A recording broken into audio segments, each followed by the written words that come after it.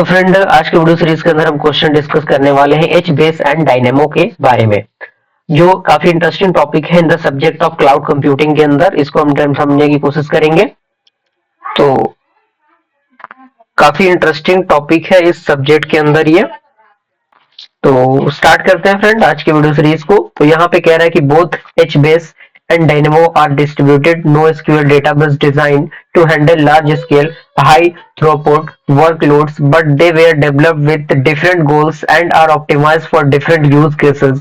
यानी दोनों H base और जो डायनेमो है वो डिस्ट्रीब्यूटेड होते हैं नो एसक्यूएल डेटाबेस डिजाइन पे, जो हैंडल करते हैं लार्ज स्केल को और हाई थ्रूपुट को और हाई थ्रूपुट वर्कलोड को। लेकिन ये क्या होते हैं, ये डेवलप करते हैं एक डिफरेंट गोल्स पे और ये ऑप्टिमाइज होते हैं अलग अलग डिफरेंट यूज केसेस पे।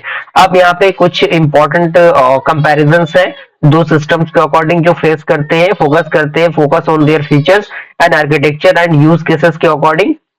तो आइए बारी बारी से डिस्कस करते हैं दोनों चीजों को, एच बेस को और डायनेमो को। तो एच बेस क्या होता है, तो उसके अंदर पॉइंट कह रहा है कि H base is an open source distributed column oriented no SQL database that is part of Apache Hadoop ecosystem. यानी एच बेस एक प्रकार का ओपन सोर्स डिस्ट्रीब्यूटेड और column oriented no SQL database है, जो पार्ट है किसका, अपाचे हेडॉप इकोसिस्टम का पार्ट है। And it is modelled after Google's big tables and is are designed to provide real time access to large data set in a distributed environment। यानी ये model होता है जब आपका गूगल बिग टेबल आपका जो होता है डिजाइन होता है, प्रोवाइड करता है रियल टाइम एक्सेस को लार्ज डेटा सेट के लिए एक डिस्ट्रीब्यूटेड एनवायरनमेंट के अकॉर्डिंग, तब ये काम में आता है। और इसी के अंदर सेकंड पॉइंट कह रहा है कि H base is commonly used for scenarios requiring large scale storage of sparse data with fast random read and write access, and it can store structured और semi structured data।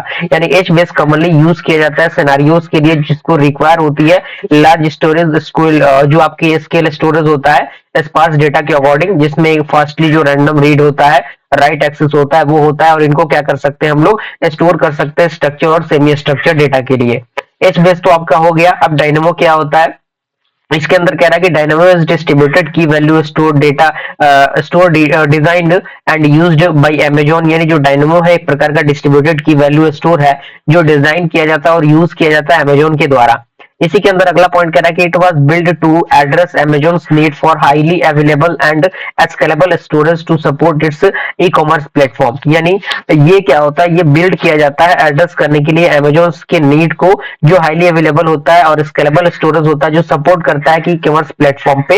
यानी अगर आप Amazon पे जाएंगे तो वो ई कॉमर्स एक website ही है जिस चीजों की हाईली जो आपकी अवेलेबिलिटी होती है उसके लिए इसका यूज होता है। इसी के अंदर कह रहा है कि unlike HBase Dynamo is designed as a key value store. यानी एच बेस के अकॉर्डिंग जो आपका डायनेमो है वो डिजाइन किया जाता है की वैल्यू स्टोर्स के लिए और optimise for availability and partition tolerance under the CAP theorem, that means consistency availability and partition tolerance. Okay, अब यहाँ पे की फीचर्स और कैरेक्टरिस्टिक्स आते हैं क्योंकि एच बेस और डायनेमो के होते हैं। तो यहाँ पे डेटा मॉडल है, डेटा मॉडल में आपका एच बेस मिलेगा, डायनेमो मिलेगा। यानी हर की फीचर्स के अंदर दो पॉइंट आपके मिलेंगे, पहला पॉइंट एच बेस के लिए और दूसरा आपका डायनेमो के लिए। तो एच बेस में दो पॉइंट मिलेंगे आपको। सबसे पहला आपका है कॉलम फैमिली स्टोर। इसके अंदर कह रहा है कि H base is a column oriented database where data is stored in tables with rows and columns। यानी कॉलम फैमिली स्टोर के अंदर जो एच होता है एक प्रकार का कॉलम ओरिएंटेड डेटाबेस होता है जहां पे जो डेटा है वो स्टोर होता है टेबल्स के अंदर जिसमें कुछ रोज और कॉलम्स रहते हैं और each rows has unique identifier. यानी हर एक रो के पास एक यूनिक आइडेंटिफायर होता है जस्ट लाइक रो की, और and the columns are grouped into the column families. Okay, second point कह रहा है कि the column family based design allows efficient read and write operation and specifically for large data set। यानी जो column family based है design वो allow करता है कि efficient read और write ऑपरेशन को स्पेसिफिकली जो लार्ज डेटा सेट होता है उसके लिए। तो एच बेस में डेटा मॉडल का ये प्रोसीजर रहता है। डायनेमो की हम बात करें तो डायनेमो पॉइंट आता है की वैल्यू स्टोर। इसके अंदर क्या है कि Dynamo uses a simple key value data model where each entry consist of a key and a value. यानी डायनेमो यूज करता है एक सिंपल की वैल्यू को और डेटा मॉडल को, जहां पे हर एक एंट्री जो होता है वो कंसिस्ट करता है की को और एक वैल्यू को।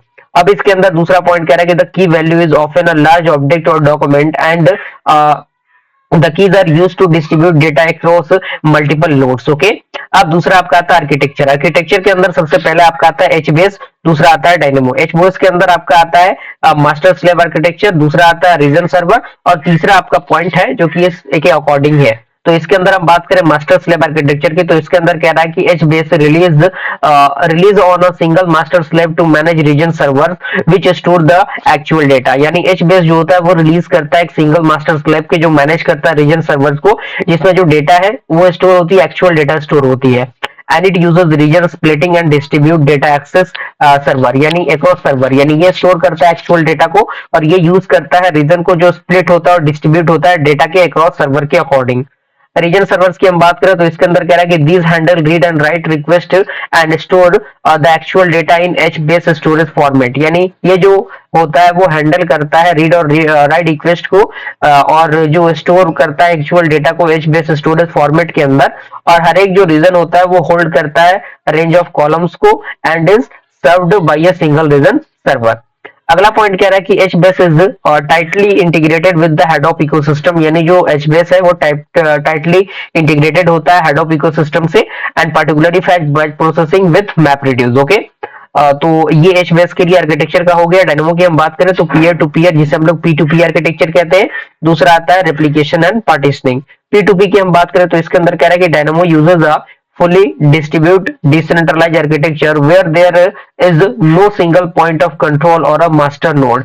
यानी डायनेमो यूज करता है फुल्ली डिस्ट्रीब्यूटेड और डिसेंट्रलाइज आर्किटेक्चर को, जहां पे कोई भी सिंगल पॉइंट ऑफ कंट्रोल और मास्टर जो नोड होते हैं वो नहीं रहते। And all nodes in the system are equal peer, यानी हर एक नोड के जो सिस्टम्स होते हैं उनके पास जो पीयर्स होते हैं वो इक्वल होते हैं। इसके अंदर हम बात करें पॉइंट की, तो इसके अंदर पॉइंट कह रहा है,